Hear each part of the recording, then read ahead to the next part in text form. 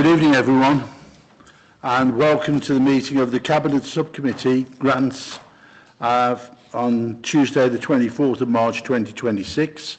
It's lovely to see so many people here in the public gallery. I just want to highlight one or 2 points, if I may. If there's a fire alarm this evening, we're not expecting any drills. Please leave through the appropriate exits, down the stairs, and we'll all meet on the car park. Because obviously if you hear the alarm bells going and it isn't a drill, it's for real, and we want to see everyone get out nice and safely. So I'm sure our officers will do their best to make sure that everyone is guided out. We have a very full agenda this evening. What I will do is I will go around the table just to invite everyone who's here to actually explain who they are, so that everyone in the public gallery knows exactly which members and which officers are sitting in this evening. So can we start off with you, please, Darren? Chair, I'm Councillor Darren. Darren, your mic's not working. There you go, it's back on now. Hadn't been warmed up, I think. Okay, I'm Councillor Darren Woodywis, and I am the Councillor for the Welland Ward in Market Harborough and portfolio holder for climate change and neighbourhood services. Councillor Simon Galton, Cabinet Member for Planning. Katie Fox, Section 106 Grant Officer. Steve Taylor, I'm the Health and Wellbeing Manager. Rachel Phelps, Head of Community Partnerships. I'm Alex Wotton, Democratic Service Officer. Claire Betts, Grants Officer. And Soretta Morris, Grants Officer. And my name is Phil Knowles. I'm the leader of the council and also the councillor for Great Bowden and Arden Ward. And as I say, just to repeat again, it's lovely to see so many people here tonight. One of the interesting facts, and I've got to say this, and I'm really grateful to Soretta for telling me this, because I genuinely didn't know this, and I don't think my councillor colleagues will know this either, is that we've had this community grant scheme running. It's doing some wonderful work across our district. It really is. It's bringing so many aspirations to reality. People are actually being able to use it to provide for our communities. And this evening, if everything works out as we hope it will, we will actually award our 100th community grant this evening since it started, which is a fantastic achievement, and I'm absolutely delighted. I can tell you, and I only know this because Soretta's told me, my money, and I'm not a betting man, is on the Fleckney Duck Pond. If everything works out tonight, it will be the 100th grant. And I think that's a tremendous accolade that we can actually put a plaque on it and say, our 100th grant. So, without further ado, the meeting will be recorded and live streamed by Harbour District Council. Members and officers must use the desk microphones in order for this to work, and only 2 microphones will work in addition to the chairman's at the same time. Mobile phones, members of the public and councillors and officers are requested to either put them onto silent or to switch them off. We've talked about the fire exits. We'll start off with the first item, which is apologies for absence.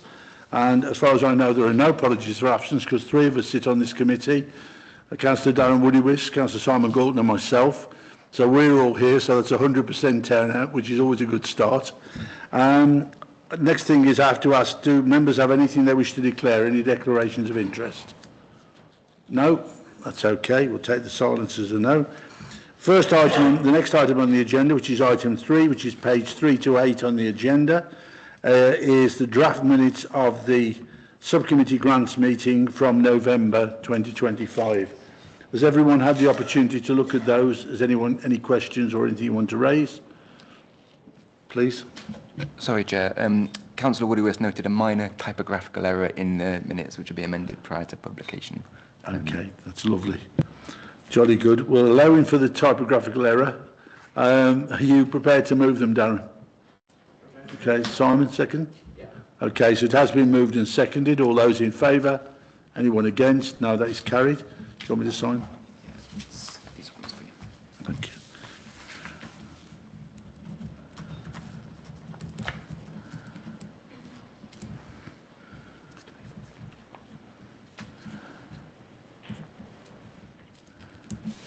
Thank you.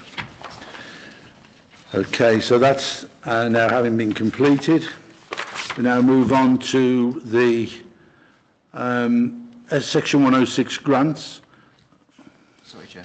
You got one more set of minutes to Oh, sign. right. Because it was an extraordinary meeting. We had an extraordinary meeting, so there's another set of minutes to sign then from the 19th of January 2026.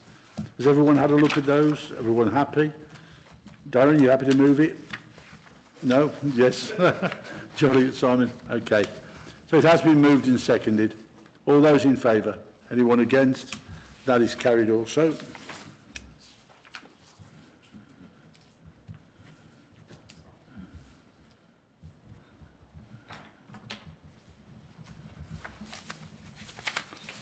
Thank you again. Right, so now we do move on to item 5, which is the Section 106 grant applications. The general report will be presented and introduced by Steve Taylor, who's our Health and Wellbeing Manager. Steve will walk us through the general area of this before we start looking through the specifics. Steve, would you like to pick it up, please? Thank you, Chair. Okay, so in summary for this report, funding known as Section 106 money is used to develop or improve community facilities and various open spaces. The funding is secured through a planning obligation request, which is an agreement by deed attached to the land that's subject of planning permissions. Contributions secured through the obligations are used to mitigate or compensate for what would otherwise be negative impacts of a proposed development. Applications for funding over 25,000 are determined by the Cabinet Subcommittee for Grants, and we've got one Section 106 grant application submitted and assessed during the recent consultation process. It's eligible for consideration at the meeting. The S106 grant officer and officers from the authority have considered project application 001 S106 R6 2526 as set out in Appendix A to recommend for funding in line with community infrastructure levy, compliance criteria and the criteria set out in the S106 grant guidance notes. So the recommendations, in terms of recommendations, the Cabinet Subcommittee grants is asked to consider the grant application and recommend to approve for either full, part or no funding. And that is, as I've just said, 001 S106 R6 2526, and it's HDC Assets Watkins Way Pavilion Upgrade. And secondly, delegate authority to the Director of Communities and Wellbeing in consultation with legal services to enter into necessary legal agreements to facilitate and properly document the legal obligations between the Council and any subsequent grant recipient of the funding. Reasons for this recommendation is that the recommendations put forward to the subcommittee have been assessed against the requirements for funding which are based on projects fulfilling the key Section 106 criteria, being still compliant and demonstrating project evidence of need. Just worth noting, Chair, that Part 4 implications and decisions, a financial part of that, if approved for fully tonight, it will leave a balance of 0 within this particular planning agreement, and there is a spend by date of this of the 8th of August 2028. Right, so not envisaging any difficulties with that at all? No, we're not. Okay, can I just say before we go any further, I do know we've got the Deputy Mayor and the Mayor of Lutterworth here this evening. It would be wrong of me not to say a very warm welcome. I'm very pleased to see you both. Okay, so do we have a speaker at all on this item? No? Excuse me, Chair. Is it just worth letting my colleague just go through the appendix? We can do that in a second. Yeah. I just wondered if there was a speaker first. Yeah, we've got Caroline Averill, our Head of Property Services. He's here to answer any questions. And Yeah. I can either give the overview of the project or Caroline can. Either or, whichever one of you wants to do it. Happy to do that. Well, while Caroline comes and comes to the table, shall I start giving a Please, brief yeah, overview? that's lovely. Thanks, Katie. So, as Steve said, it's about the Watkins Way Pavilion upgrade. The total project cost is £495,000. The amount that is in the Section 106 contribution for community facilities is £59,658.54p, and Caroline has applied for all of it. So the project will be funded through the capital budget, which has gone through Cabinet and has been approved. This wording on this contribution says towards the provision or rebuild or improvement or refurbishment, an establishment or a community social infrastructure for Thurnby and Bushby, and in particular the provision or rebuild or improvement or refurbishment relating to Watkins Pavilion. So the recommendation is that the panel support the funding of this. It is to, so the Watkins Way Pavilion is an important and essential upgrade to ensure longevity of the building that adheres to health, safety and safeguarding legislations. It will allow relevant parties to secure the community future use of the building and to benefits of the residents. The overall project includes refurbishment and improvement to the building, and the overall project includes replacement and maintenance aspects, where the Section 106, though, specifically will be firstly and foremostly be used to fund and upgrade the accessible toilets and improvement to the changing facilities, which will be essentially completely stripped out and brand new. On the appendix, there is the breakdown of the costs there. Though just again to flag that the wording in the Section 106 agreement does specifically use the terms rebuild, improvement and refurbishment. So, like I say, Caroline is here if there's any further questions. Okay, well, just Caroline, is there anything you specifically want to add at all, please? I don't think there's anything more to add. Thank you, Katie, for presenting that for me. Other than following approval from Cabinet recently, procurement for the consultant is now underway, and we're really keen to get this project moving forward for completion this financial year. Yep. Thank you. Councillor Gorton. Thanks for looking at me. I mean, as you know, this project's been under planning for quite some time now.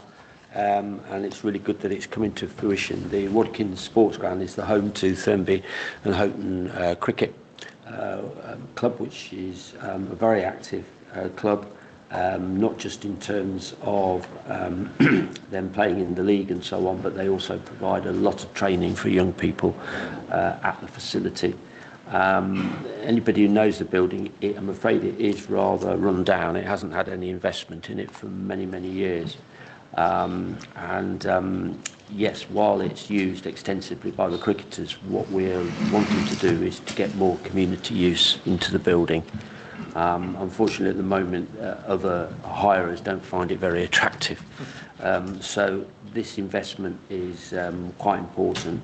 I think it will also secure the building, the future of the building, for the future as well. You know, with the future being so uncertain to what's going to happen to community facilities once this council is abolished and ceased to exist. So whatever we can do to put our assets in good repair, I think is a good thing to be doing while we can. So I absolutely support this project. I'm pleased to see Caroline says that we're moving forward. We obviously need to get a contractor appointed and hopefully get on site as soon as possible. So if we can make that decision this evening to allocate this Section 106, which was very, very tightly written. I remember this at the time that the planning agreement was done. It's specifically written to support this this building with a view to it happening some years ago. So it's all sort of coming together now, Chairman, so absolutely support it. Thank you. Darren, is there anything you'd like to add at all?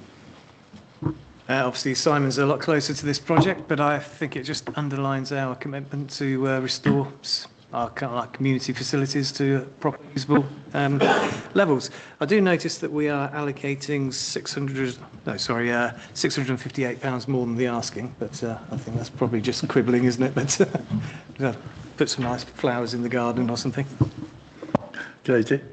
Maybe a typographical error? I'll just put it down to generosity, but there you go. Okay. I mean, obviously, again, I'm absolutely happy to agree with my colleagues. I think the important thing is this, again, is investing back into our communities. A lot of our communities have had little or no investment, and these schemes are really, really important because it's going to give a usable space to so many people of all ages. So I think, as Councillor Gorton said, it's been such a long time lying fallow, and now we can actually improve it and bring it up to a level. So it has been moved and seconded. I'm just going to ask our officers, is there anything else you want to add before we move on? No? Happy, Caroline? Even with the extra money? Even with the extra money. Okay. So all those in favour? Anyone against? That is carried unanimously. We now move on to the next item on the agenda, which is the £1 million community grant applications. And I think what I will do is to ask the assets team if you'd like to give us some overall commentary before we kick off on this. Yes, please, yes. Thank you, Leader. So tonight the report is going to consider some remaining funds that are underspent from year one, and the team will take you through those allocations. We're also looking at year two of the community grant, and there were some applications being considered under that round. In total of the report tonight, there will be 11 applications for the underspend of year one and 20 applications in the allocation for year two of the community grant. These community grants have all been assessed against the criteria, and the team have ensured that they do meet that criteria in line with the community grant fund guidance notes that are published. The recommendation for this evening is that the Cabinet Subcommittee grants consider the applications on the list of the report at Appendix A, and to either full, part or no funding made on the appropriate decision. At this point, I'll hand over to my team to take you through each grant at the time. Thank you. Who's taking it? Go on then, Saretta. If I may, I do have a statement to read regarding the first application from HCYC. Since the publication of the agenda, we have received new information from this applicant indicating that there have been changes to the funding position of the organisation. In light of this, officers are recommending that the decision for this application is deferred to the next suitable meeting to allow the applicant time to confirm their funding position. We also recommend, in line with recent precedent, that this funding is ring-fenced for the organisation and held subject to a future decision. Okay, so basically what we're doing with this one is we are agreeing the money, but we're ring-fencing it and not releasing it. Our recommendation would be to defer the decision to a future suitable meeting. But are we ring-fencing the money? We are? Yeah. That's okay. Just want to be very clear on that, Yeah. because Yes. that's important. Okay, anybody want to comment at all? Are we all happy with that? I think if the officers have got concern and the situation's changed, then we can't make an award tonight. So No, that's perfect. we should defer it and bring it back at a suitable time. Okay, so the money's secure, it's ring-fenced, but obviously we're happy with that. So you're moving that then, Simon? Yeah. Okay, Darren, you happy to second it? All those in favour? Anyone against? Fine, thank you. Thank you.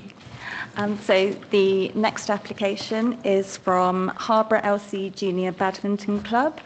This application is requesting £1,438 for equipment. The application has been supported by the Market Harborough SEAP to move forward to the decision panel.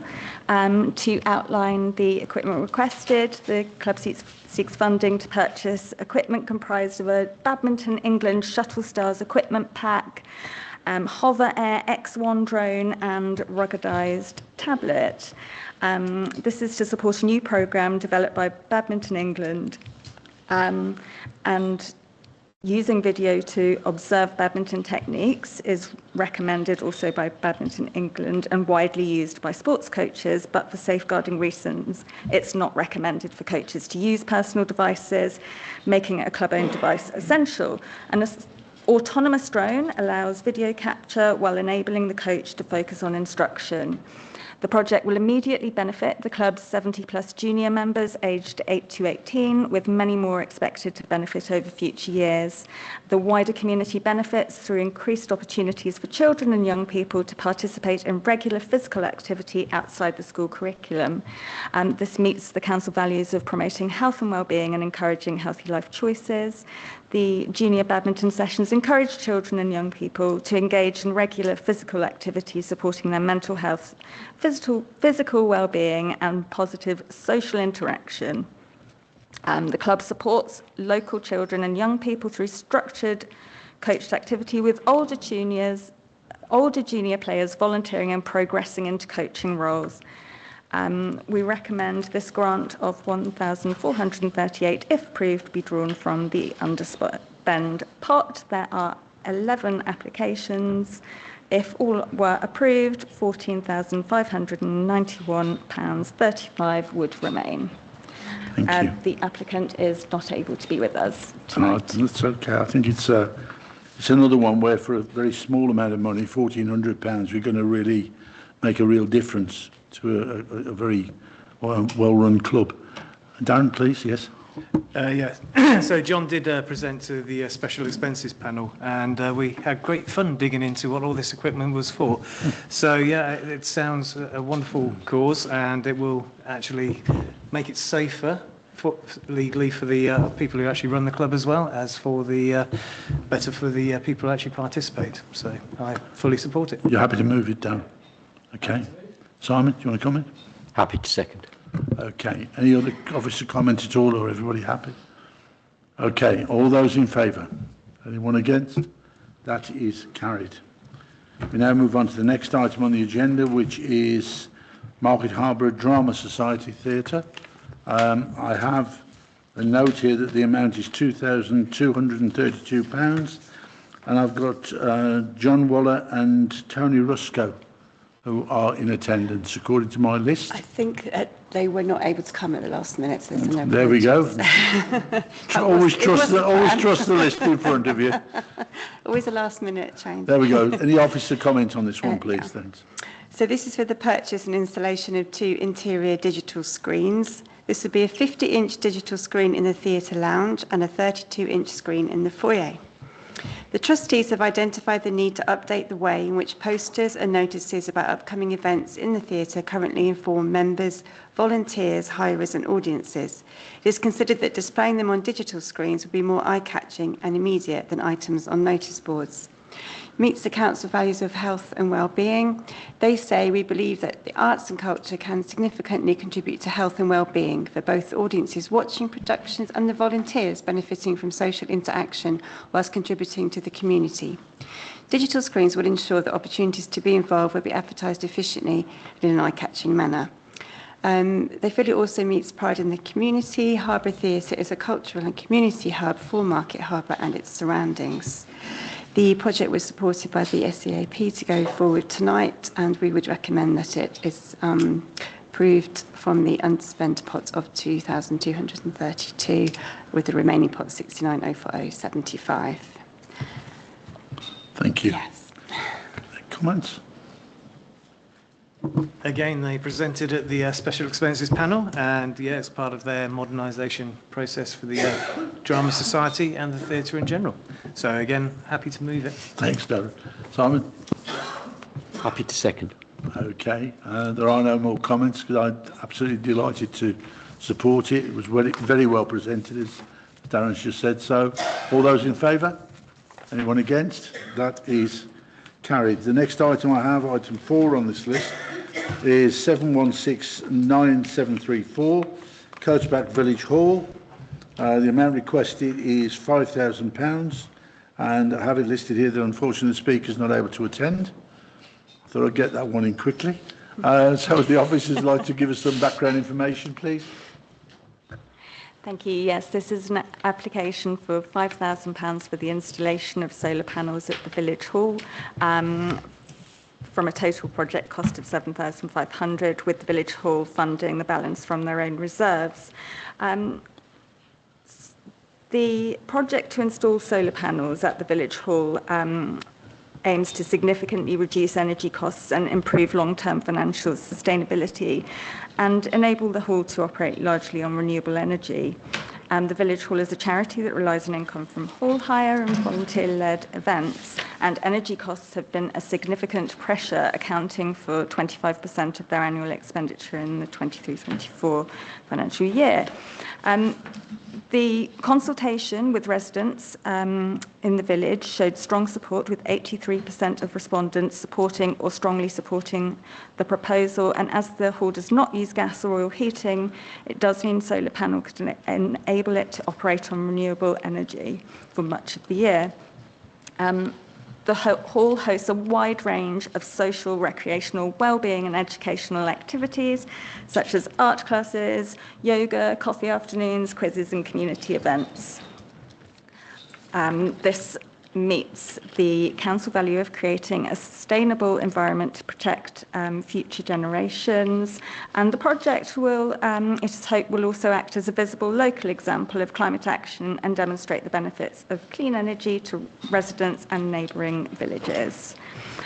We recommend, if approved, this grant be drawn from the underspend pot.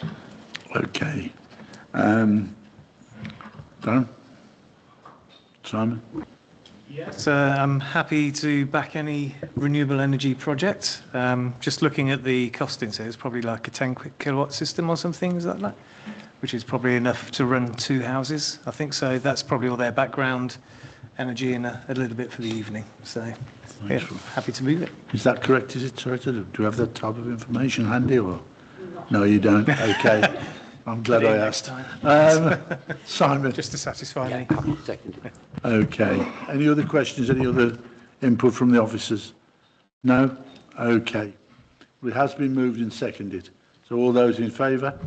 Anyone against? That is carried. The next one, number 5, which is Gloucester Village Hall. The project is seeking £15,000 for the refurbishment and reconfiguration of an existing toilet facility at the Village Hall, to provide 2 new unisex toilets. So do we have speakers on this one, but do our officers want to comment first, and then we'll invite the speakers to come forward? Certainly, yes. So the 3 villages of Gloucester, Cranhose and Staunton Wyville have pooled their allocations, combined their allocations in order to support this project. So Gloucester Village Hall are requesting for funding for the full reconfiguration and refurbishment to include a fully compliant, accessible toilets, which they do not currently have. The project will benefit all residents of the 3 parishes, as well as visitors who use the hall for regular weekly activities and events. It's a central community venue used for yoga, table tennis, art activities and social events. The licensed bar is open weekly, and the hall and gardens are hired by numerous local groups throughout the year. The project meets the council value of community leadership to create a sense of pride in our place, significantly improving access to a safe, inclusive and welcoming community facility that serves the 3 villages. Gloucester Village Hall is described as the social focus of the community and plays an important role in bringing residents together through events, volunteering and shared activities. Enhancing accessibility would strengthen community cohesion, increase participation and support a sense of belonging and pride in local facilities. We recommend this grant of £15,000, if approved, be drawn from the underspend pot. Okay, I've got Phil Cross-Rutkin and Alistair Chapman. Would you like to come forward? You can both speak, one speak, we really don't mind, whichever you want to do. Please take a seat. Press the button to speak.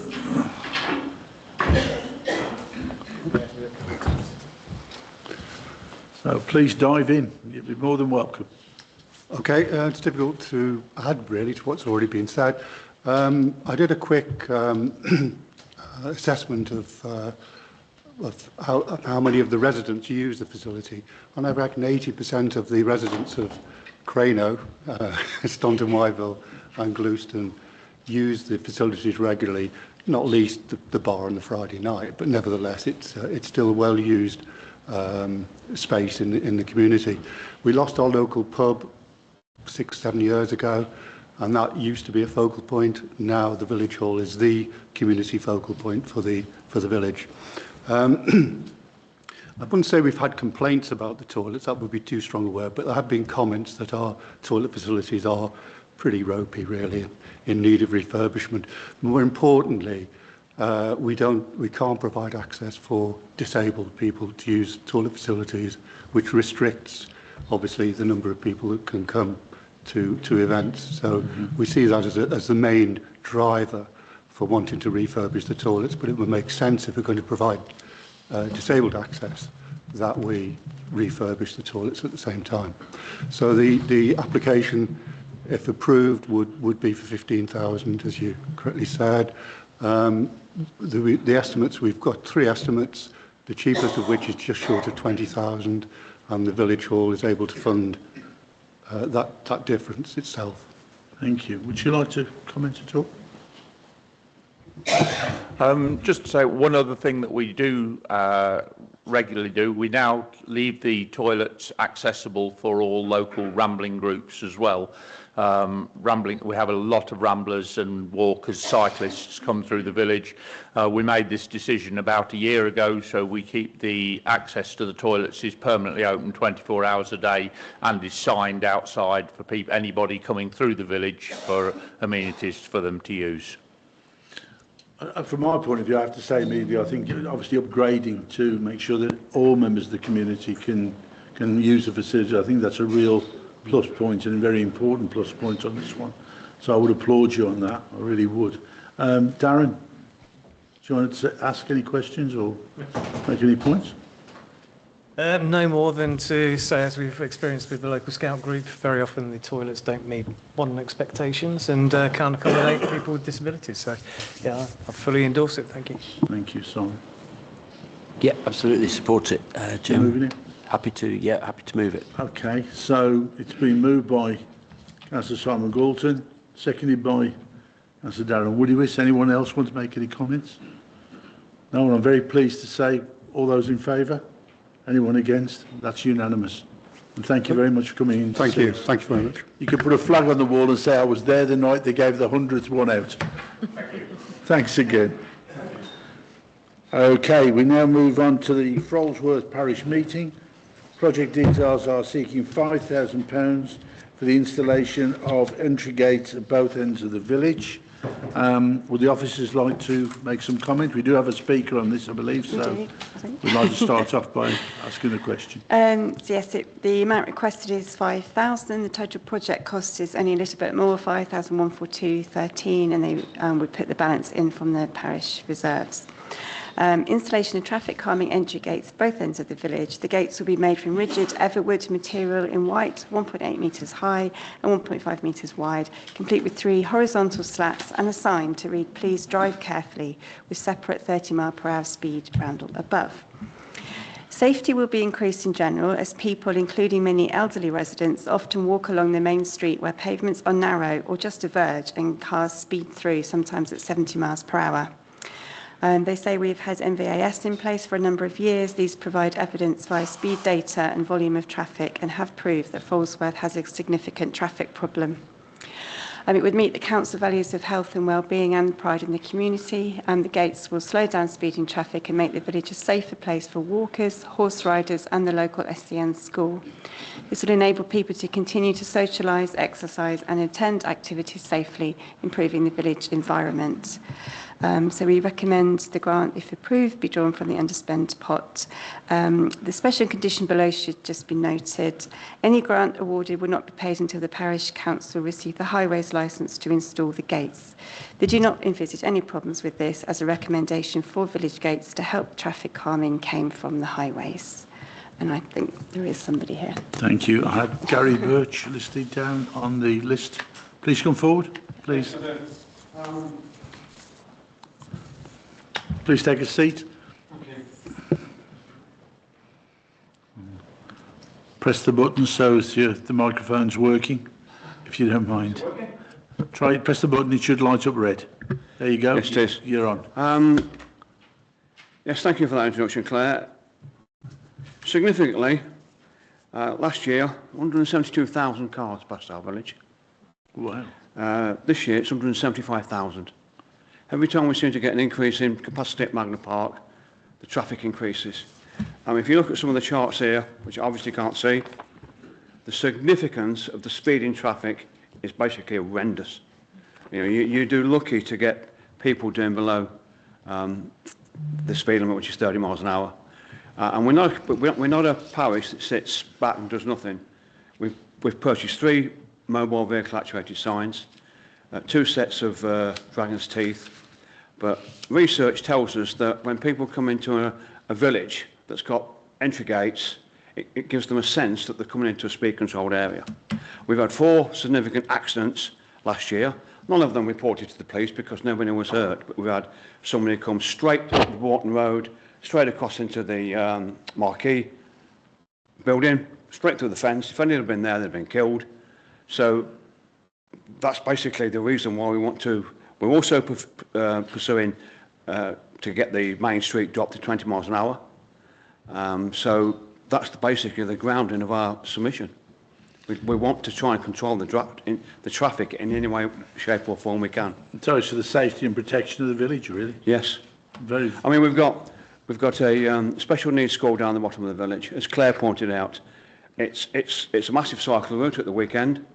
We've got stables down the bottom, horses, a lot of joggers coming through the village, a lot of walkers, and I wouldn't like to say it, but eventually someone's going to get killed unless we try and do something. I know we're not going to, you're never going to stop the idiots, excuse my language, but this is one significant way of making people feel as though they're coming into a speed controlled area. Well, I think if we can help in some small way to protect the residents, that's vitally important. And thank you for your submission. Darren, do you want to comment? Yeah, I just think it's typical. We've had so many applications from parishes suffering speeding through their manor, as you have. I think it's also important that you do report all these accidents to the police. Yes, I agree. Because obviously they are data-led in their responses. Yeah. Indeed. That's right. Well, they indeed, but obviously the more data they have on this, the more they'll act. And I do report them through my neighbour. I'm the neighbourhood watch coordinator, and I do report them through that facility. But unfortunately, in today's world, if nobody's hurt, the police aren't particularly empowered to move anything. Indeed. I'll put that politely. Yes, indeed, and it's something I'm pursuing through the Police and Crime Commission and the Community Safety Partnership as well. So hopefully we'll get some way for the parishes to improve their lot. So, yeah. But yeah, in the meantime, yes, you're right. That visual obstruction does slow people down. But I did read somewhere that the 20-mile-an-hour limit is dependent on vehicles travelling at 20 miles an hour. Yeah. So you need to make it that people slow down. Yes, that's going to be a difficult task. Indeed. Because we all know every village has got the same problem. Yeah. It's no saying Falls is specific. It's not. But unfortunately, it's basically from Port Astley, it's a run through to the A5, from Lutterworth, from Ashby Parva, Ashby Magna. They come through our village now. Ollersthorpe put in speed humps, which is great for Ollersthorpe. But what that's done now is people basically can now come to our village instead of going over the speed bumps in Ollersthorpe. You can't decry them for that, but it's put pressure. And as I say, every time there's an increased capacity in Magna Park, we get more traffic through the village. I mean, God forbid that thing ever took place at Sapcut, when what was proposed there, that would have sent the cost of our village through the roof. Well, 175,000 cars is an awful lot of vehicles. It certainly is. Yeah, it's not supposition, it's fact. No, accept Hard that. fact. Absolutely accept it. Yeah. Simon, do you want to? No, support the project. Anything we can do to address speeding in rural communities, we should support. Happy to do that. I think you've got full support by the looks of it. So you Thank moving you. it, Simon? Yes, happy to do Darren, that. you happy to second? Okay. All those in favour? Anyone against? That is carried. Thank you. So thank you very much for attending. I'd like to thank Claire for the assistance she gave me, because we've rewritten our constitution. We've brought basically Falmouth Parish meeting onto the map, so to speak. So I'd like to thank Claire for all the help she's given me. Thank you. Thank you. Thank you very much. for coming. Okay, we now move on to the next one, which is Bringhurst Dayton and Neville Hull Parish meeting, which is seeking £2,500 for the installation of road markings, Dragon's Teeth and slow 20-mile-an-hour ahead signs at either end of the village. We do have a speaker, Tim Robinson, but I'll ask our officers to introduce it first. Yes, this project proposes to improve road safety in Drayton by installing road markings at either end of the village and painting 20-mile-per-hour reminder markings. In terms of evidence of need, for many years Drayton has suffered significantly from vehicles exceeding the speed limit. There have been several accidents, including an incident resulting in at least 3 cars being written off, a pedestrian narrowly avoided being hit. The speed limit at the Medbourne one road end changes immediately from 60 miles per hour to 20 miles per hour without a gradual reduction. And photographic evidence also shows that the current 20 mile per hour sign is only visible on the right-hand side. And school children do walk along this road without a pavement. This meets the council values of community leadership to create a sense of pride in our place, as the project will improve safety for residents and pedestrians and help protect the village community by addressing concerns about speeding and road safety, and improve health and well-being and encouraging healthy life choices, supporting safe walking for school children and pedestrians. And yes, I understand, yes, Mr. Robinson's here tonight. Yeah, Tim, would you like to come forward and please take a seat? Thank you. Yeah, good evening. Good evening. Do you take a seat and press the red button? Well, press the... If I may hand out something which will help. Of course, no problems. Some of it is pictorial.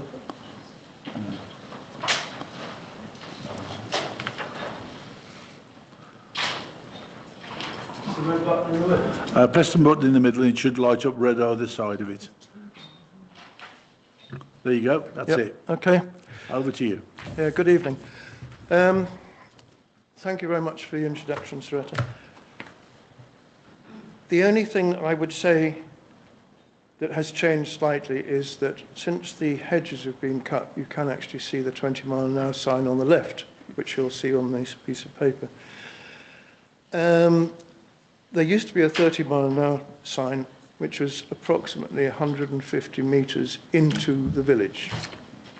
That was moved back to 60 metres from the village entry, and the 30 mile an hour was changed to 20 miles an hour. For those of you that know Drayton coming from Medbourne, it's quite a straightish road coming into the Drayton village. And as Saretta said just now, the speed limit goes from 60 straight to 20. There's no buffer zone whatsoever.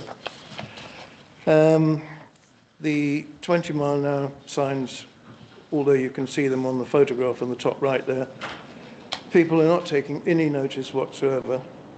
And on the bottom left sign, that's coming out of the picture, that's coming out of the village. And of course, they see that delimit sign, and as soon as they come round the bend, foot on the floor. Mm-hmm. And again, there is no pavement. School children walk on the grass verge to catch the bus. And basically, the 20 mile an hour sign, which has been there for the past approximately 18 months, is making no difference whatsoever. We do have village gates, and which we installed probably about 4 years ago. They made a little bit of difference, I guess, but I would honestly say that 90% of the traffic that comes through takes no notice of the 20 mile an hour in either direction. And the other point I would make is that because we're we're a parish meeting and not a parish council, and therefore we're not able to have speed indicator devices. So I would like to have the dragon's teeth and slow down as much as we can written on the road. Thank you. Darren, you want to make a comment? No, same comments as before. Most communities in the villages have this same issue, so yeah, I'll support this. Thank you. Simon? Yes, thank you. I know Drayton and know of the concern about speeding traffic through there. Yeah, I mean, this is just a start. I wish we could do more. The dragon's teeth do have an effect on drivers that just need a reminder to slow down. But, you know, really going forward, some kind of physical measures, I think, are going to be needed in somewhere like Drayton. As was said earlier, another one, if one village puts in speed tables or speed humps, then people will divert to avoid it, even if that means a longer journey. So, yeah, we need to do this and absolutely support this, but I think more will need to be done in somewhere like Drayton, but we'll have to see going forward. And are you moving that? Yeah, happy to move it. Darren, happy to second it. Well, another, good investment in the community, protecting the community, and every little helps. And I hope that this does help. It has been moved and seconded. All those in favour? Anyone against? No, that is unanimous. And thank you very much for the presentation. Thank you very much. Thank you. We now move on to the next one, which is 7207900, St Peter's Parochial Church Council, Ashby Parva, seeking £1,375 for the installation of a bench to replace an unsafe bench at the church. We do have a speaker, but the officers want to comment, please. Okay, so yes, this is the purchase of the bench and 2 gazebos as well, 1,375 for the bench and 1,430 for the gazebos.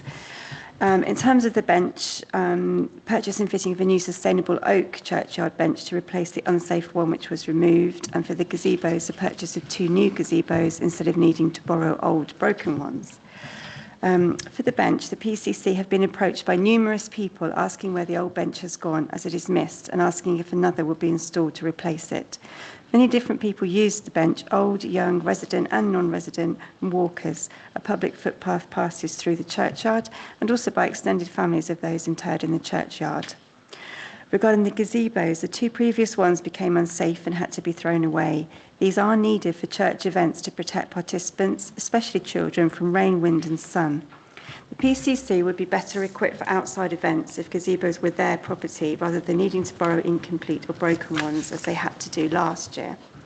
The church is of small proportions and numbers attending funerals and weddings often cannot be accommodated inside the building. In addition, gazebos are also used for the church's fundraising, which are community events, widely advertised and designed to bring people together. It meets the council value of promoting health and well-being and pride in our place. Regarding the bench, Ashby Parva has no green spaces for the local wider community to use. The only benches in the village are beside roads. There is therefore a need for a quiet place for rest and reflection, a space to enjoy the trees and flowers in the well-kept churchyard green space. With the gazebos, these will enable those attending events and services to be protected and comfortable, and they hope it will attract more people to attend fundraising events regardless of hot or wet weather. So we recommend this grant, if approved, be drawn from the underspent pot. And I think Helen is here. Yeah, before we move on to that, what we're actually doing at the moment, because I just flagged up the first item, the officers have now presented both items, so we're looking at the 2 together. Just so that we're quite clear, we're looking at the bench, which is 1375. We're also looking at 7208-254, which is the £1,400 for the gazebos. So obviously we'll look at both of them together because I think that's the easiest way. Please do come and join us. Thanks for that. Okay. Good evening. I don't think I can add much more than the, forgotten your name, Claire, has added. We just need facilities. We have no funding because we're a small parish, 100 houses. We have a church which we have to pay £9,000 for to pay for our vicar and various things that goes to the diocese. And we also have to raise our own money because we're self-funded. We can't afford things like benches and gazebos. We apply for grants for them. They are very much needed. The churchyard needs its bench. We have a wildflower meadow where we have fauna and flora, and all those have been looked at and documented. And it's a beautiful, quiet space, and people do sit on it. And as we say, we have a public footpath through the churchyard, and walkers use the bench. We can't do any analysis of how many people use the bench because the church and the churchyard is open. The church open dawn till dusk, the churchyard open 24/7. But I know, I'm the church warden, I know how many people use the bench. And the gazebos will be just so wonderful, so we can do outdoor events and shelter people who come for funerals if it's a big funeral. Any questions from anybody? No, I'm just looking at the 2 schemes here. You've got 100 houses. Sorry? You've got 100 homes. 100 dwellings, yes. Yeah, and basically what we're saying here is that for an investment in our community of £27 per dwelling, you're providing two very important things here. Yes. Gazebos and the bench, which is obviously much loved and much needed. I think it's, this is just the sort of thing that we've invested in right across the district. I think it's, again, it's important because it's important for the community. Darren, do you want to come in? No, it's a thoroughly good cause. Community space builds communities, and that's all you need to say, really. So You're happy to move both? Happy to move both. Yes, Simon? Yes, thank you, Chair. I've just clocked that you're a parochial church council and not a parish council. I couldn't work out why No, you that's haven't right. paid for the vicar. No, But with I've the just PCC. realised 'cause you're a Sorry. parochial church council. Absolutely. You're lucky to still have a vicar in some respects. 'Cause Well, we have to share them with 5 churches. Well, yeah, some have to share them with 20 now. But yes, absolutely. Very good work you're doing. Happy to support it.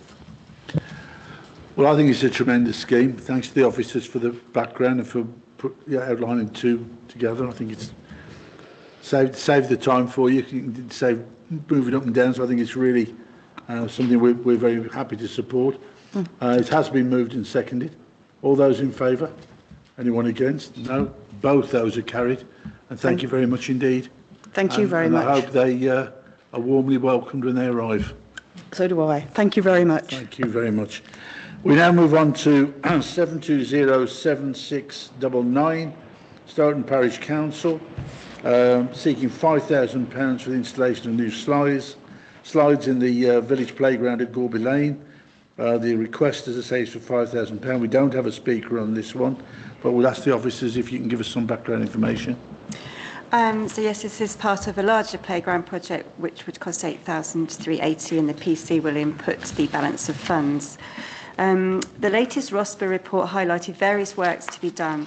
The current slide chute tube has excessively corroded, the metal has perforated, and the wooden platform is rotten and broken and no longer compliant. Stoughton is a small village with only one playground facility and not in close proximity to other villages. The work is also a priority to ensure the parish council comply with insurance requirements, no one is injured using the equipment, and we fulfil our duties as a parish council. In terms of meeting the council values, that would be promoting health and well-being. Our project will encourage families to go outdoors, away from electronic devices and other distractions, to exercise, both in terms of walking to the playground and using the playground, which are all good for health and well-being. A safe and careful playground expands opportunities for young people to engage in positive activities and develop skills. We recommend the grant, if approved, be drawn from the underspend pot. Thank you. Simon? Yes, Chairman, there is a photograph up in Stoughton Village Hall of the chairman, sadly no longer with us, Councillor Keith Richmond, and I opening this play area in 1995. So it rather shows, and that was funded by this council under the old Recreation Grant Scheme, Chair, that you will remember. I suspect it hasn't had any improvements or investment. Yes, it's 31 years. Probably I've been here too long, but I do remember doing that. So yeah, absolutely. It's sad in a way that it's taken so long to put some money back in there, but they do need to upgrade it. I don't think it will replace the whole thing, but it will provide an upgrade. So yeah, very happy to support it. Thank you. You're moving that? Yes. Okay. Darren? Happy to second that, and I do wonder if Simon remembers life before council. So. Yeah. He'd be telling us all he was only 5 when he attended the opening, 1995. Okay, well, it has been moved and seconded. Again, it's doing good again in the community, so I'm very happy to support it. All those in favour? Anyone against? That is carried unanimously. And now I come, according to Soretta, to our 100th grant that we have given away. I'm absolutely delighted. I'm going to repeat that because when we introduced this scheme, everyone wondered what we were doing. And I think it's underlined the tremendous impact, the positive impact this has had on all of our communities. So it really is fantastic investment in our communities and in the future of our communities. So it's 7207422, Fleckney Duck Pond players. I'm sure that Councillor Alan Birch and Councillor Johnny Austin will be delighted to know that they've got the 100th grant on their area. It's seeking £10,832.80 for the erection of an outside storage shed on Fleckney Recreation Ground for a large stage, properties and stage equipment. We do have 3 speakers listed, and you're all very welcome to speak if you wish to. But first of all, we'll ask the officers if they would like to introduce it.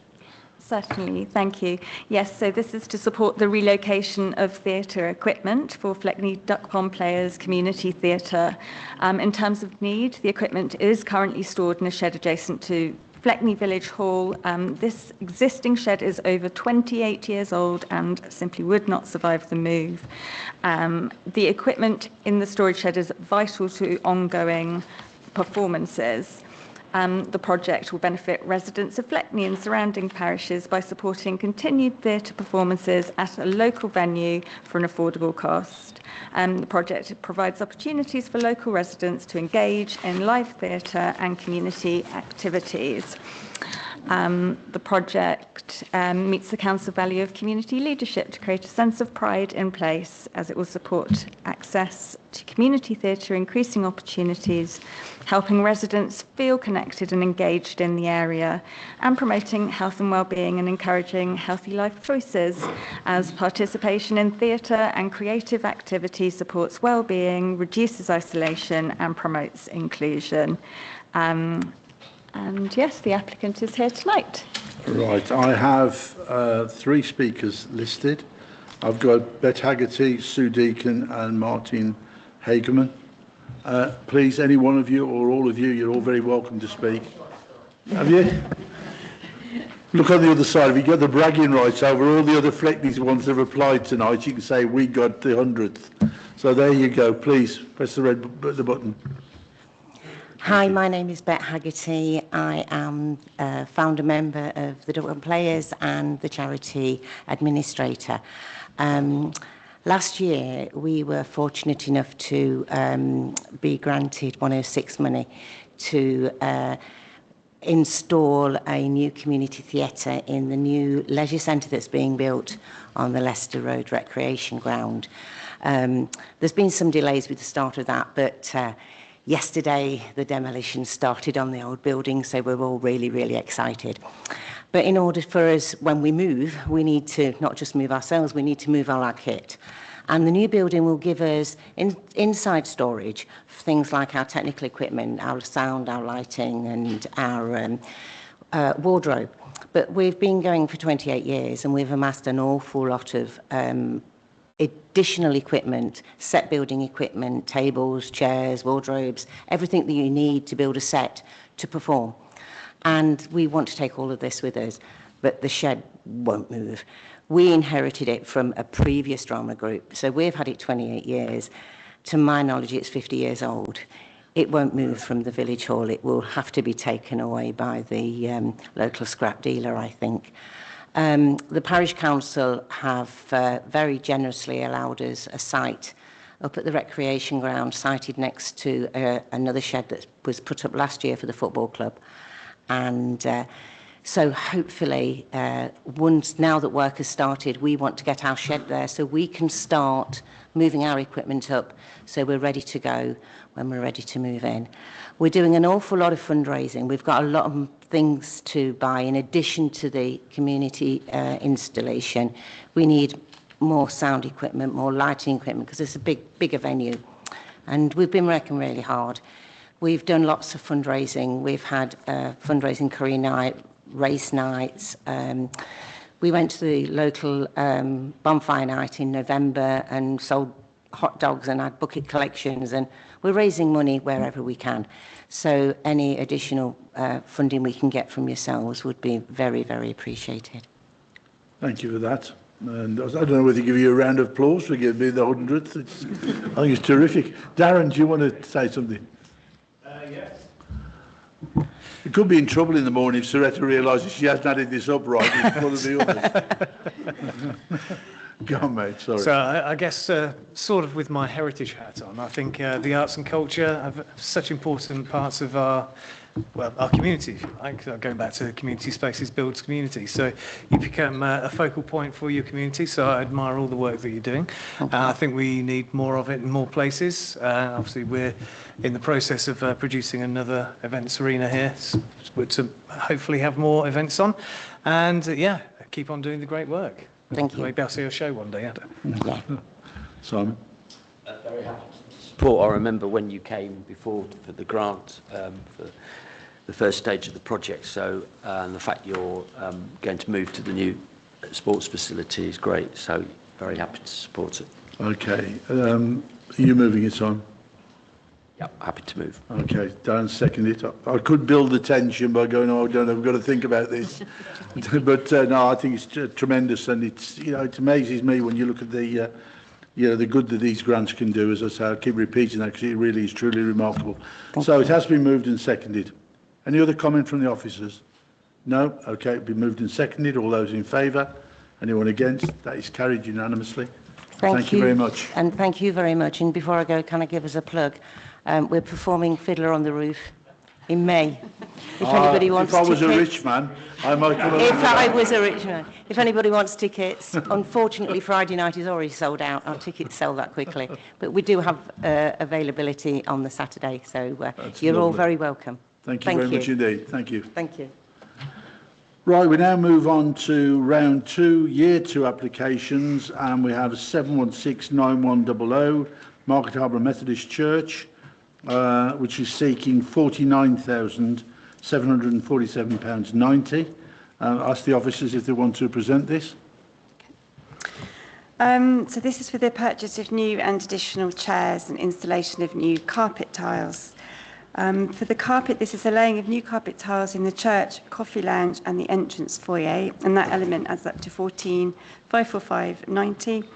And then the chairs, they're a breakdown in the appendix and the cost of each with delivery separate and VAT separate, because you asked for that last time.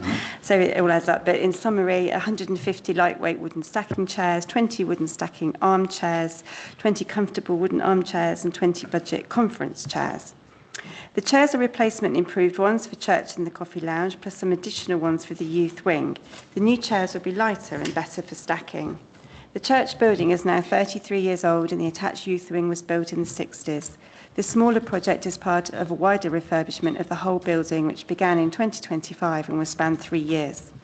The carpets are stained in some areas, generally showing signs of wear. The carpet tiles in some areas have gaps between them and are curling at the edges. If not replaced, they will become a trip hazard. The chairs in the church and the coffee lounge are also showing signs of wear and tear. Some are stained and the frames are no longer as rigid and safe as they should be. Some have become unusable. This meets the council values of health and well-being and pride in our area. The building is used widely as a church and also by the wider community. 27 community groups are regular users and cover various aspects of well-being, such as U3A, choirs, orchestras, stroke group, cancer care, exercise groups, brownies and the memory cafe. These groups all need the premises to be maintained to a very high standard, including the good quality carpeting with no trip hazards and comfortable seating. One-off events are also held, such as general election hustings, civic and school carol services, and business meetings. And the project was supported at the SCAP, and there is a rep here tonight. Thank you. I've got Neil Hadkis down as the speaker. Neil, please.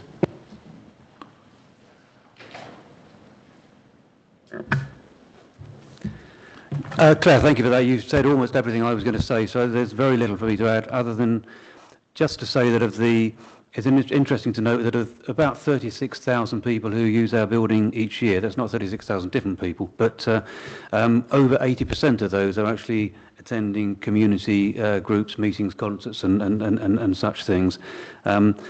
Otherwise, just to add that we have recently spent about £48,000 on a new roof for part of the building, and that money was entirely funded from within the Methodist Church, mainly from contributions from our church members. Happy to take any questions. Thank you. Thank you very much indeed. No? No, as we were at the special expenses panel when they presented before, I've asked more questions, so happy to move this. Thank you. Simon? Happy to second, Chair. I think your presentation at the meeting that Darren's just referred to was excellent, and, Thank you. and I'm very happy to support this myself. Thank you. So I think all those in favour? Anyone against? Thank you very much. Thank you very much. Thank you very much indeed. And you'll excuse us if we leave. Yes, please. Thank you. Thank you for coming. Okay, next one, 7208198, which is Market Harbour Fixers, CIC, looking for £5,205.78 for the purchase of a third porter cabin. We do have a speaker on this, Steve Cousins, which will invite Steve to come along in a second. But just ask the officers if they want to present first. So this is a purchase of a third porter cabin to house a reception and training events at the Village St Mary's Road. The porter cabin, like the other ones, can be easily lifted by crane and relocated should it ever be necessary for the group to change location in the future. In terms of evidence of need, the fixers have been operating for 5 years and the demand for the repairs offered is increasing continually. All repairs have been recorded on a shared database, resulting in a saving of 2,500 kilograms of waste, equivalent to 4,500 kilos of carbon dioxide. Everyone is welcome to volunteer or visit and use our service. A third cabin will help manage the increased demand by enabling a reception and space for training volunteers further in repair skills. In terms of the council values, particularly meets to create a sustainable environment to protect future generations by the saving of the household waste and the carbon dioxide emissions by repairing items for people which would otherwise need to be thrown away and new items purchased.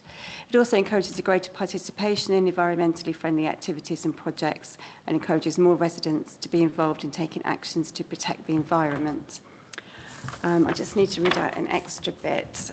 Since the report was written, the fixers have now heard that the Market Harbour and Bowdens charity have confirmed they too wish to award some grant funding of £3,600 towards the third porter cabin.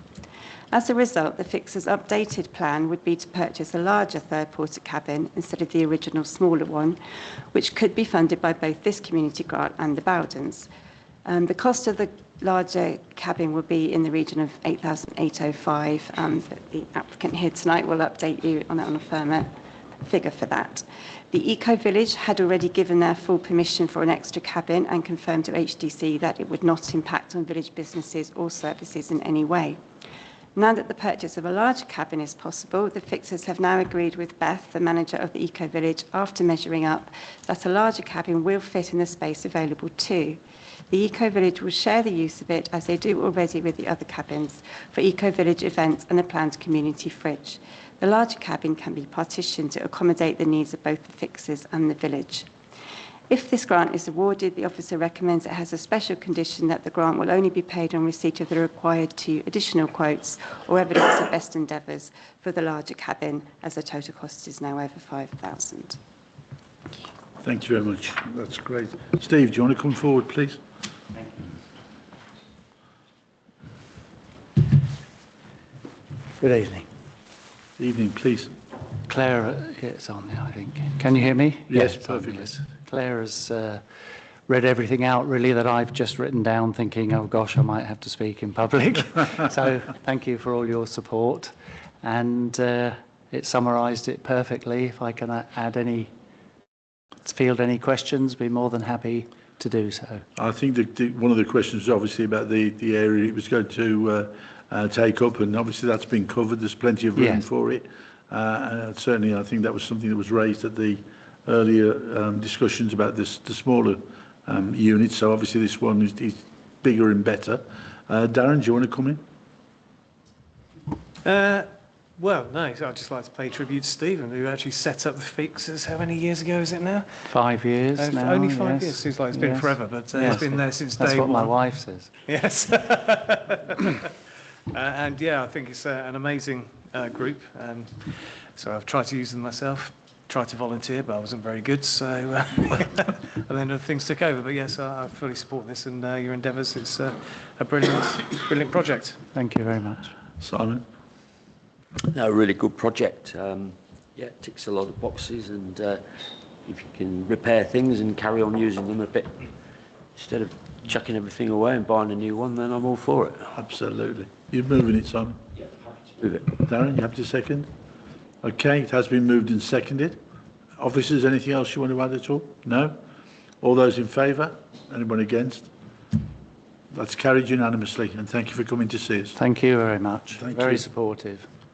Happy we could help. The Heart of Fletney Bowls Club, £8,535, 7208092. No one attending on this one. Officers? Soretta?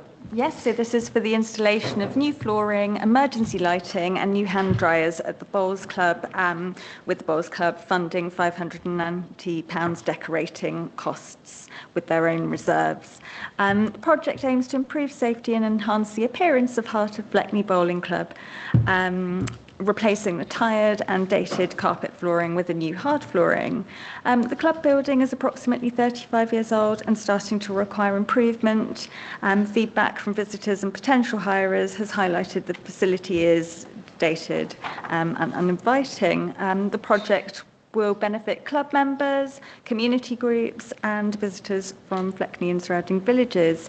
The clubhouse is used regularly for short match bowling, social evenings and community activities throughout the year, and during the summer it's used daily, providing refreshments and a social space. It meets the council values of community leadership to create a sense of pride in place, improving access to a safe, inclusive and welcoming community facility, and promoting health and well-being and encouraging healthy life choices, providing opportunities for physical activity, social interaction, community engagement, and improved facilities will increase capacity for activities supporting well-being and reducing isolation. Yes, the request is for 8,535 out of the remaining parish allocation, and there are two applications being presented for Fleckney from year 2 round 2, totalling £21,935. If both were awarded, £48,065 would still remain. Thank you very much. Okay, well, there's no speaker on this. Darren, do you want to come straight in? I just think it's a small amount of money to bring a community facility back up to scratch, so yeah, happy to move it. Thank you. Simon? Yeah, happy to second. I think that's it. Only as much to say on this one at all. All those in favour? No one against? That's carried. Thank you very much indeed. The next one is 7206294, First Fleckney Scout Group, seeking £13,400 for solar panels and better storage spaces. We do have a speaker. Would you like to come in on this one? This is for the installation of an 8 solar panel system and a 10 kilowatt per hour battery on the Scout hut. Although the building is new and well insulated, the group is still spending around £170 per month on heating and lighting. The group is therefore keen to reduce this amount and become more sustainable by installing solar PV panels and battery storage. This will give a continued income stream, endorse the area plan regarding clean energy generation, and maintain the building as a viable venue for a multitude of different events. Because the group was given a zero VAT exemption for the new build, the building can only be used for scouting and community purposes for the first 10 years, and as such the group can only charge hirers marginal at cost rates. As such, the building does not generate any profit to fund large capital expenditures such as this project. The project would meet the council value of creating a sustainable environment. It would reduce carbon emissions and increase awareness and adoption of sustainable practices, promote health and well-being, will assist the longevity of the Scout group, which enables young people to engage in positive activities and develop skills, as well as being used by the community for events and activities which support physical and mental well-being. And as Soretta has said, there is enough money in the Fleckney parish for both the applications being presented tonight. Okay, James Ward.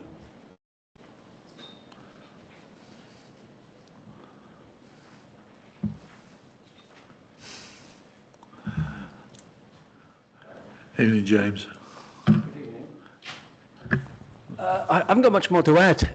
We've got a new building. We were very lucky, a small developer provided us with a very nice building. We're just trying to, we spent a lot of money with the developer enhancing it, and this is just the next stage in making the building more sustainable. So it's a nice, well-insulated building, but it does cost a lot of money. And with Mr. Trump's latest foray, looks like we've just had our renewal. We were paying 4p. I think it's gone from 30p to 40p a unit. Electricity and gas has gone from 4 pence to 15 pence. So we can't make a profit because we're a new building and we got our VAT exemption. So we need to keep our costs as low as possible. We don't want to exclude young people or users from our building. Well, it's a lovely facility. You do a lot of good work there. Yes, I've invited you twice, Phil, and you've You not have, made it. and both times I've ended up somewhere else. So Yes, so I do hopefully third apologise. time. I'll do my best to come and see you. Yes. But, Can I just say, I think this is a great scheme because I've tried to get some national grants, and national grants we struggle with because we don't have enough. We're too affluent in this area. So this is a really good scheme to help small groups moving forward. And can I just thank Claire as well, who's actually been to see us, and for all the hard work she's put in to support this grant. Tremendous. Thank you for that, James. I'll just add that I'm happy to turn up for photos in front of solar panels. So when the day comes, obviously very close to my heart. And it's funny how certain people keep appearing here. Yeah. So doing lots of great work. So it's I looked down nice the list but couldn't spot James. He was right at the back. Yeah, so tribute to your great work that we're recognising here at this grant panel. So happy to move it. Fantastic. Simon? Absolutely happy to support. I think it's really tremendous work you're doing. It's a great scheme, and I'm very happy to support it as well. So all those in favour? Anyone against? That's carried. And thank you very much for coming to see Thank you all. Thank you. The amount of schemes we're getting through tonight, we might hit 150 by the time we finish the night. Okay. The next one that I've got is Claybrook Village Hall, seeking £9,000 for improvements to the village hall to address damp. There isn't a speaker on this one, and I'm just going to say, would the officers like to present? Certainly, this project is seeking to address long-standing damp problems by applying a weatherproof membrane to the surface of the walls and installing drainage channels around the base of the building. In terms of evidence of need, due to the age of the building, the external bricks have lost their weather protective coating, making them porous, and comments from users highlight damp affects the overall quality. Who will benefit? The whole community has access to the hall, and all residents are welcome to use the facilities. The hall is used by a wide range of groups for yoga, Pilates, and keep fit activities of various ages. Other regular users include social craft and community groups, coffee clubs, book clubs, training sessions, local meetings, one-off community events, fundraising activities, and as a polling station. It meets the council value of community leadership to create a sense of pride in place. The hall is an important village facility that has stood at the centre of the community for over 120 years. And promoting health and well-being and encouraging healthy life choices as it supports activities reducing loneliness and social isolation. So this request is from a parish allocation of £10,000. If awarded, there would be £1,000 remaining. Okay. Simon? Sounds like a good project.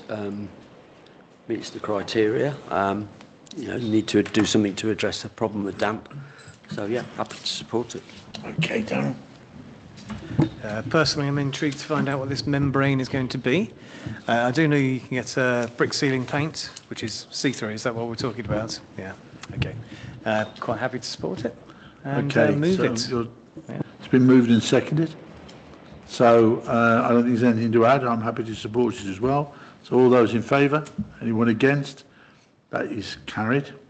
We now move on to number 17 on this list, which is Peatling Parva Village Hall, seeking £4,938.92 for the installation of UPVC fascias and doors at the Village Hall. We do have a speaker on this. Officers, would you like to present? Certainly, yes. This is for the installation, as you've just said, of UPVC fascias and doors. The existing wooden fascia and doors were installed approximately 25 years ago and are now degrading. The wooden doors are rotten at the bottom, and the fascia is also unfortunately rotting. This will benefit the community as the village hall provides a meeting place and facility for villagers, and these improvements will create a desirable place for the local community, for clubs, activities and regular functions, meeting the council values of community leadership to create a sense of pride in place, supporting access to a welcoming community facility and desirable place for the local community to use. The proposed UPVC doors and fascia will reduce maintenance requirements, providing better thermal properties, preventing drafts and heat loss, and improving energy efficiency, so meeting the sustainable environment clause. There are 3 applications from the shared small parishes pot tonight, totalling £11,860.56 from an available remaining shared allocation of £35,000, and if all applications were awarded, £23,139.44 would remain. Thank you very much. Adrian Taylor, would you like to come forward, please? Thank you. Just press the button in the middle.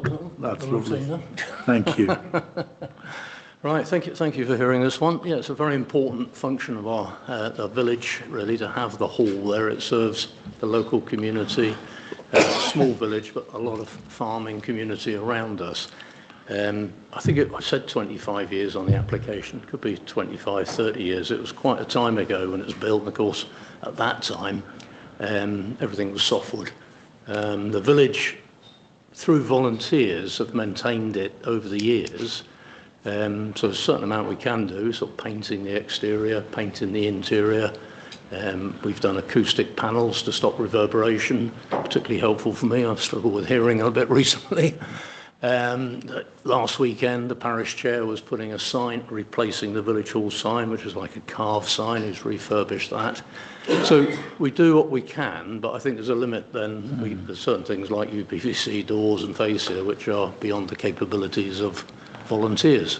So hence the application. I think for the longevity of the hall, UPVC is the way forward, stops maintenance, it's better thermally, as we said, and from a cost point of view, it will be of benefit in the future. So that's the application, and thank you for Sarita for explaining that and supporting it. Well, I think in 25 or 30 years' time, if these doors are still there, this council won't be still there because the local government reorganisation is going to sort that one out for us. But at least somebody will be able to say, well, this was an investment from previous generation. But there we go. I'm very happy with this one. Simon? No, I'm happy to move it, Chair. Again, investing in community facilities and village halls is what this fund is all about. So absolutely. Darren, do you want to second it? I'll second, yeah, and just to reiterate what Simon's just said, so many of these are too large for parish councils to afford, but too small for national schemes to fund. So that's where we sit perfectly to help our community. So I'll second it. Thank you. Well put. Okay, it has been moved and seconded. Any officer comment?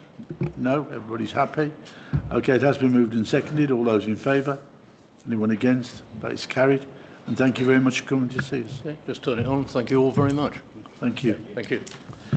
We now move on to 7190-302, which is Peterling Palver Village Hall, which is seeking £4,938.92 for UPVC fascias and doors at the village hall. Oh, we've just done that one, haven't we? It's a long evening. Do you want to speak to us again? Sorry about that. I just put a line through what I've done instead of just a tick. Right, the next one. Broughton Astley Sea Cadets. They're seeking £48,580 for a new minibus, which is quite a big investment, which is tremendous. That's going to do a lot of good. Do our officers want to introduce it? Then we can bring the speaker in. So this is for the purchase of a new minibus, a Peugeot Boxer, to facilitate subsidised transport for cadets to required water sports and boating activities, which by necessity take place away from our village meeting location. The current minibus is nearing the end of its useful life and is becoming prohibitively expensive to maintain in a safe condition. There is a need to have a minibus capable of safely towing a boat trailer as well as transporting cadets. The Sea Cadets work with various organisations to provide water sports activities to young people. Thrapston Boat Station is 1 hour away, where activities run every week during the spring and summer. Sea Cadets sailing yachts, motorboats and tall ships are all regularly used by the unit and based on the south and east coasts. Boating and sailing courses are run nationally, taking place at distant locations. It would meet the Council value of promoting health and well-being and pride in our place. The syllabus contains a disparate range of water sports activities which promote health and well-being. Adult volunteers have the opportunity to develop leadership skills with participation in training courses provided nationally. The minibus is used by other community organisations locally. The request is for 48,580 out of a remaining parish allocation of 63,000, and there are no other applications from this parish. And someone is here tonight. Okay, I think this is a good example of the diversity of these schemes and the various things that we actually are asked to support. So would you like to come forward and to address us on this, Mr. Shooter, please?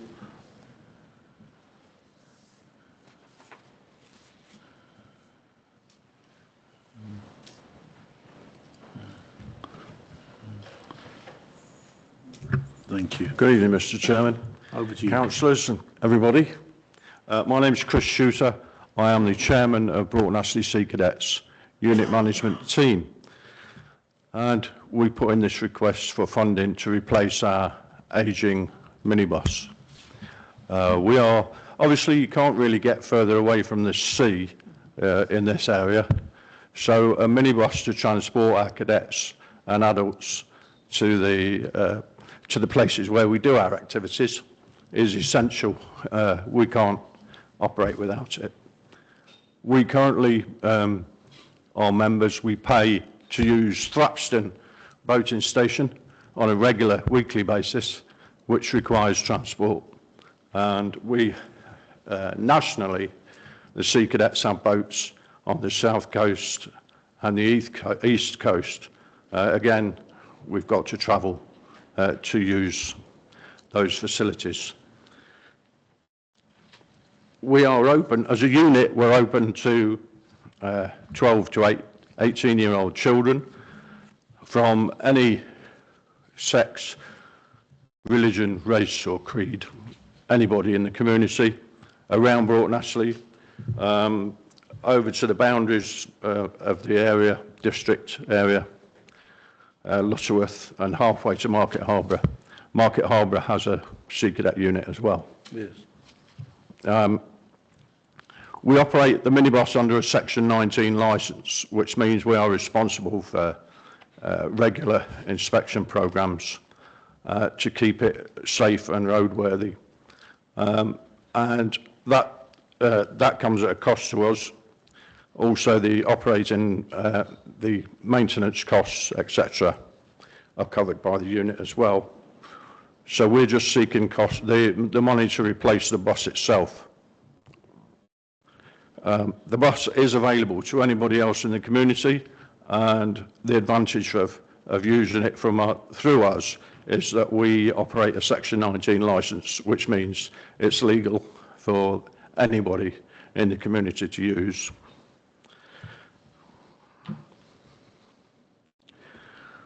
And I know we've been going a while, so if you've got any questions, I'm here to answer. Fantastic. Well, it's an incredible scheme. You do a lot of good work, and thank you for that. Darren? No, just anyone who puts their head above the parapet and runs a scheme or a community group, I just want to say thank you for the effort you've put in. So, thank you. Yeah, I'm very happy to support this. So you're moving it. Thank you. Simon? Yes, no, ditto what Darren said. I'm pleased to support this and provide you with a new vehicle. So, yeah. Fantastic. Well, officers, any more comments? No? Okay. Well, it has been moved and seconded. I'm very happy to support it. It's a tremendous scheme. You do a lot of great work. And as we said, thank you for everything you do for the community. So all those in favour? Anyone against? That is carried. Thank you very much. And we'll watch for the new minibus going past the council offices. We'll put a sign on it. Thank you. Next one is Ashby Magna Parish Council. seeking £4,276.67 for the installation of 3 lamppost LED lights plus additional street lighting. We do have a speaker, but first the officers, do you want to... So this is to fit LED lamppost lights to the last 3 not already done by the council, along with new street lighting to a very dark area leading to the village hall. The conversion to LEDs is a sustainable action which reduces costs to the council for the future and potentially saves costs for all parishioners on council tax. The reliability is a concern, with parishioners reporting several failures of older lights. Parishioners also noted the lack of lights on the road and pathways on Peveril Road leading to and from the village hall. There are concerns for footway use in a dark area extending more than 50 metres. It meets the council value of promoting health and well-being and pride in our place. There will be increased safety for parishioners and visitors. It is also expected that motorists, when seeing street lights, will naturally slow down. The village hall is an asset that we are proud of. Lighting up the hall and the area leading to it will make it safe to walk to for the planned events and council meetings. At last year's street fair held in September, nearly 100 people helped, although it was noted that leaving the area late at night can deter involvement at the end of events, along with attending any events during dark nights. The change to LED lampposts is a sustainable methodology to reduce costs and our carbon footprint, having already seen this for the other street lamps already changed to LED. The request is for 4,335 out of remaining small parishes pot of 35,000, and the applicant is here tonight. Thank you, Chris. Please, Chris Morris. Thank you. Over to you. Thank you. Thank you for your overview, and your help and guidance along the way. Yes, it's a concern. It's electricity, it's lighting in a small village. We are small, but it's a real black hole in the middle, and it's right outside the village hall. So at the end of an evening, elderly people are very perturbed. It's not helped by the lack of parking at the village hall, where people park all around the village, so they've got to walk to the village hall in the first place. So that first 50 metres or so is in darkness unless somebody's got all the house lights on, etc., etc. So we are looking to do it, but hopefully reduce the carbon footprint as well. The parish council has managed to fund the rest of the street lights into LED. The last 3 we're putting forward tonight will add the old village LED wise. Thank you very much. Well, I think again it's all about community safety, and it's Dan said earlier, these are the sorts of things that this scheme can assist with. It's important that we have the opportunity to look at all of these schemes and to deliver for the community. So personally, I think it's great. Darren, do you want to come in? No, just to say wholeheartedly support the project. LED is the way forwards, and yeah, happy to move it. Simon? Yeah, I think we've been surprised before to see the number of parish councils that still have responsibility for street lights, and they are expensive things to operate, and if we can help upgrade them, as Darren says, then that's a good project. Thank you. Fantastic. So it has been moved and seconded. Any officer comment? No? Everyone happy? Okay, it has been moved and seconded. All those in favour? Anyone against? That is carried. And thank you very much indeed. Thank you. Thank you, everybody. 719688, Great Glen Village Hall, seeking £10,000 for new curtains for the main hall, windows and stage area. We do have a speaker. Officers, do you want to present? This is for new curtains for the main hall windows and for the stage area. The amount requested is £10,000 and the total project cost is £12,042.41, with the balance being supplied from the village hall funds. Would be to purchase new curtains for both the main hall windows and the stage area. In the main hall, this would be vertical and roller blinds and curtains. The stage area, 1 heavy-duty cord-operated tracking system, 1 U-shaped heavy-duty walk-along track system, and 2 blackout front-of-house curtains, 2 rear blackout curtains as well. All fabrics are compliant with fire-resistant standards.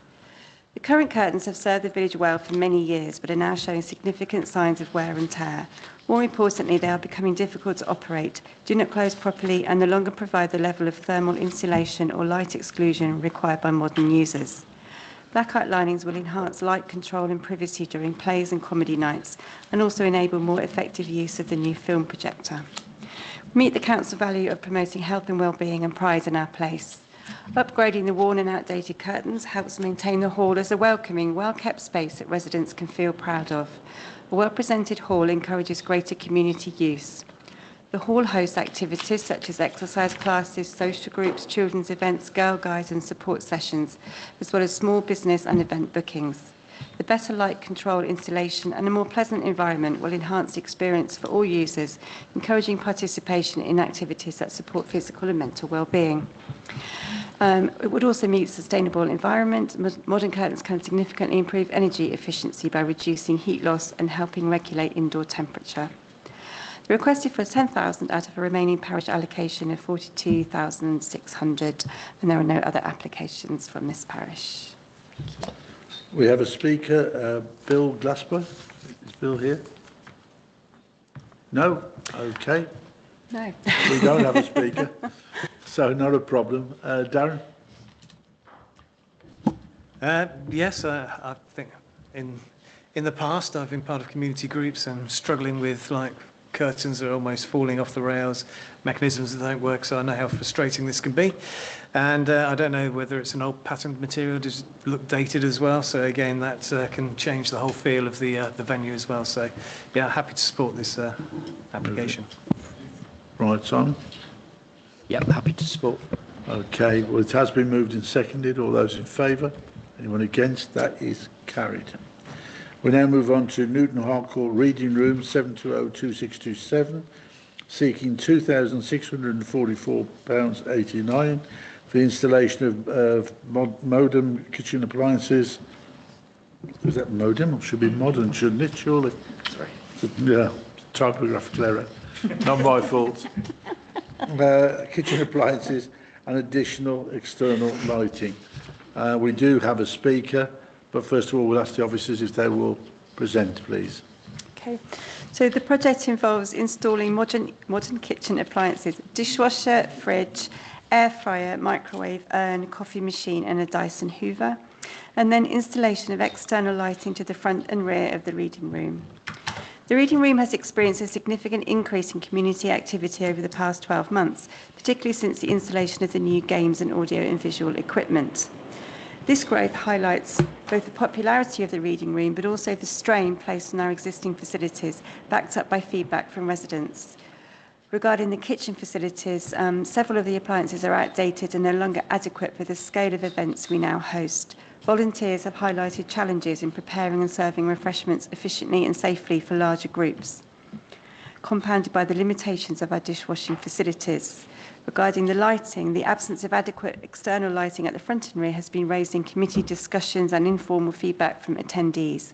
Elderly residents, who make up a sizable proportion of our community, have expressed concern about navigating poorly lit entrances and pathways during evening events.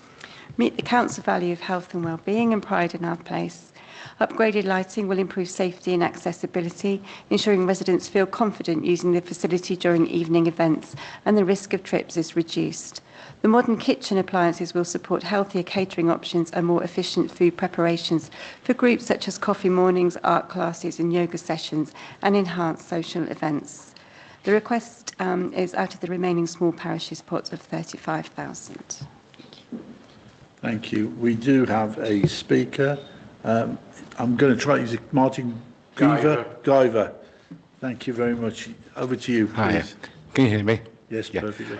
First of all, I'd just like to say thanks to Claire for all her support, not just in this grant, but in last year's, which started it all off.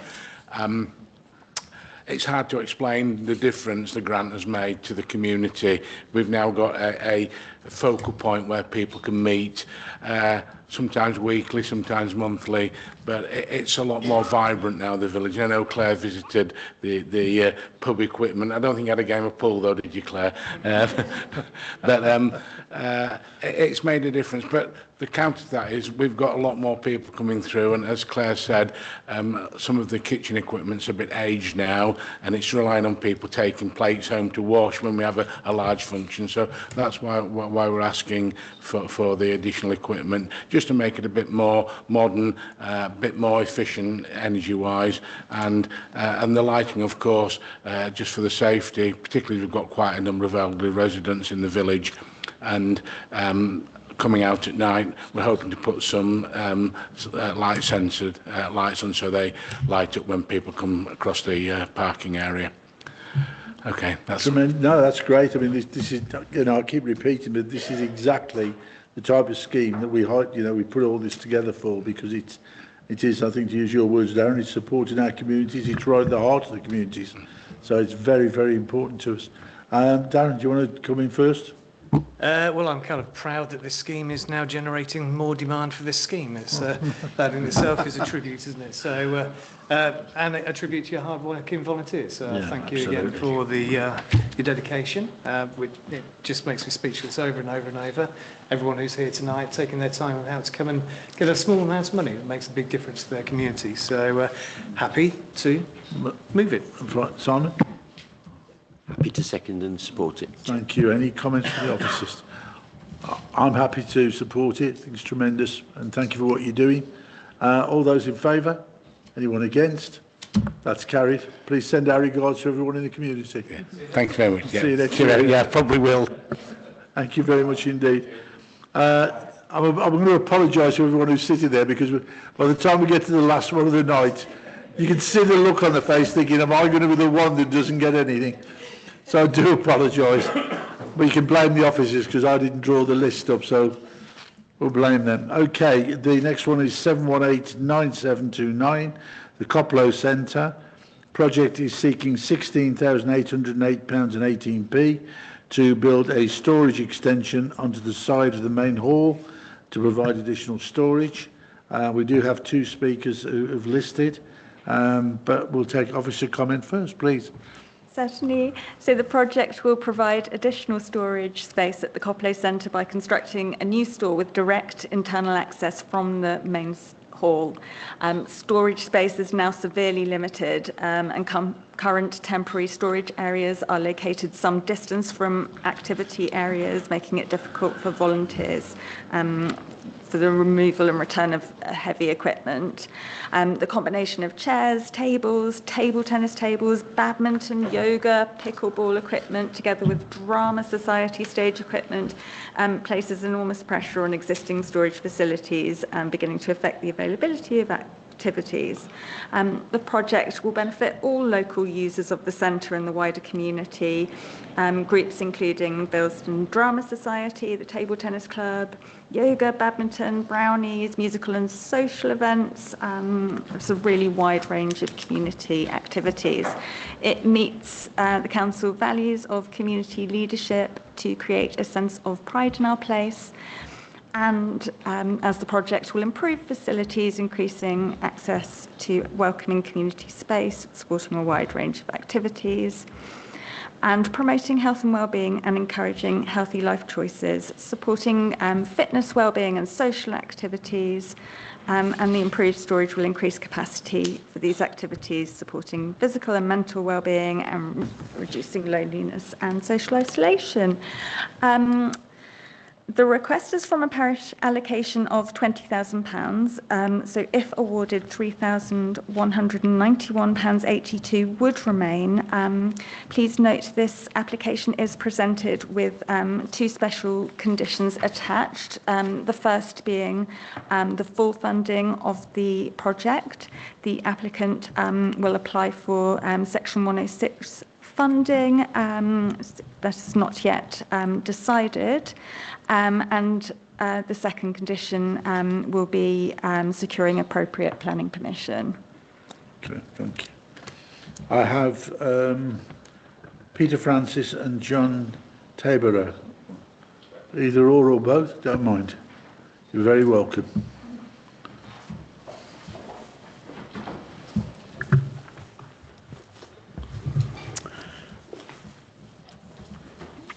Okay. Hello everyone, my name's Peter Francis. I'm the chair of the Coplow Centre in Bilston. Actually, I sat in this seat once before with a different hat on of Bilston Parish Council, when, if my memory serves me correctly, we were awarded the very first of these 100 plus grants in round one, for which Bilston's very grateful. The upgraded playground there is very well received, but that's by the by. This Suret has explained this exactly what this application is. The Coplow Centre was an innovative design when it was produced.